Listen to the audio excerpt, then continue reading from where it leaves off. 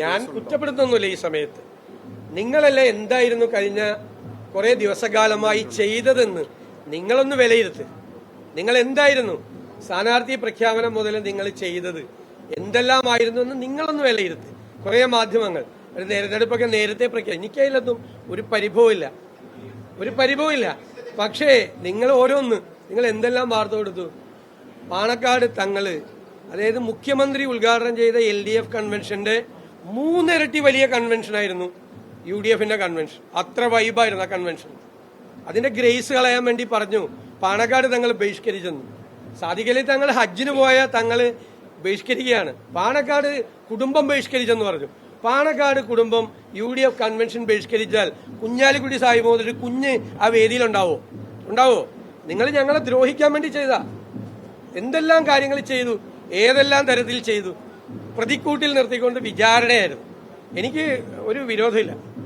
പക്ഷെ നിങ്ങളൊന്ന് നിങ്ങളുടെ ആ ലൈബ്രറി പോയിരുന്നിട്ട്, നിങ്ങളല്ല ഇത് ചെയ്യിപ്പിച്ച ആളുകൾ, അതൊന്ന് റെക്കോർഡിട്ട് കാണണം. ഇത് തന്നെ ഞാൻ ഞങ്ങളുടെ പ്രവർത്തകരോട് പറഞ്ഞത്, നിങ്ങൾ വിഷമിക്കണ്ട. കാരണം പാലക്കാടും ഇത് തന്നെയായിരുന്നു. പോളിംഗ് കഴിഞ്ഞിട്ടും ഇത് തന്നെയായിരുന്നു. ഇതെല്ലാം തന്നെയായിരുന്നു. കുഴപ്പമൊന്നുമില്ല.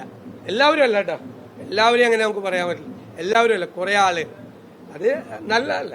കേരളത്തിലൊരു അതല്ല, യാഥാർത്ഥ്യത്തിനും വളരെ അകലെയായിരുന്നു.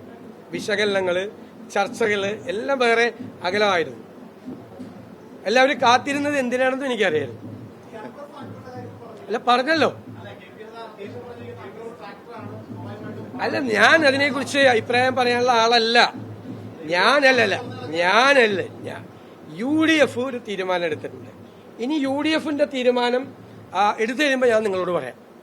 VD സതീശനായിട്ട് ഒരു തീരുമാനം ഒരു കാര്യത്തിൽ എടുക്കില്ല. എനിക്ക് അതിനുള്ള അനുവാദമില്ല. ഞങ്ങളുടെ ഏറ്റവും വലിയ അത് ഞാൻ കളയേയില്ല.